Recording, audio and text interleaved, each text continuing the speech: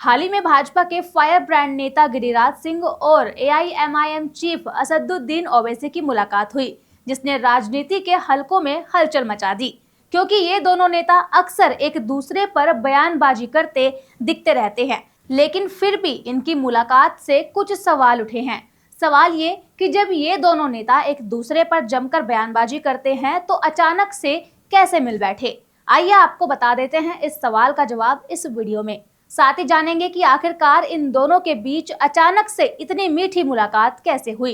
क्या ये बदलाव है या फिर कोई राजनीतिक गणित। नमस्कार, आप देख रहे हैं द हिंदी टॉप। मैं हूं आपके साथ उपासना सिंह। आगे बढ़ने से पहले आप हमारे चैनल को सब्सक्राइब करके बेल आइकन दबाना ना भूलें, ताकि आप तक पहुंचे हर खबर सबसे पहले बात करते हैं इनकी हाल ही में हुई मुलाकात के बारे में। दरअसल ओवैसी, जो कि हैदराबाद से सांसद है, और गिरिराज सिंह, जो कि केंद्रीय कपड़ा मंत्री है, उन्होंने ये मुलाकात मालेगांव के पावरलूम उद्योग की चर्चा को लेकर की। आपको बता दें, ओवैसी ने गिरिराज सिंह से दिल्ली में उनके ऑफिस में मुलाकात की।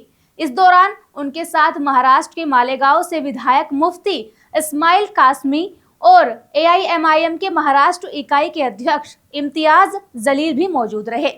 जिसके बाद ओवैसी ने इस मुलाकात को लेकर एक पोस्ट शेयर किया, जिसमें उन्होंने लिखा कि मालेगांव के पावरलूम लाखों लोगों के रोजगार का जरिया है। हम टेक्सटाइल मंत्री से इसी सिलसिले में मिलने आए थे।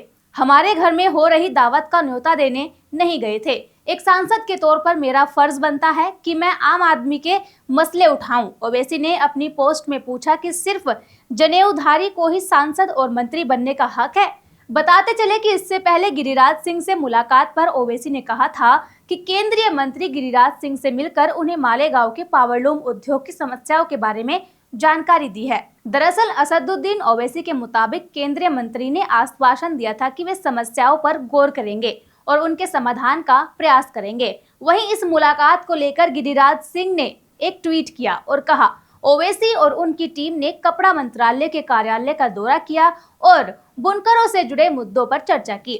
गिरिराज सिंह ने आगे लिखा कि मोदी सरकार समाज के हर वर्ग का ध्यान रख रही है और ये बैठक इस बात का उदाहरण है कि हम सबका साथ, सबका विकास और सबका विश्वास की नीति पर काम कर रहे हैं। उन्होंने कहा कि ये मुद्दा लाखों लोगों के रोजगार से जुड़ा हुआ है, जो ओवैसी के लिए महत्वपूर्ण था। आपको बता दें कि ओवैसी की पार्टी एआईएमआईएम महाराष्ट्र में अपनी पकड़ बनाए हुए हैं और इस मुद्दे को लेकर वे लगातार केंद्र सरकार से जवाब मांग रहे हैं। अगर हम बात करें इन दोनों नेताओं के राजनीतिक रिश्ते के बारे में, तो आप देखेंगे कि ये दोनों नेता अक्सर एक दूसरे पर बयानबाजी करते कैप्चर होते हैं।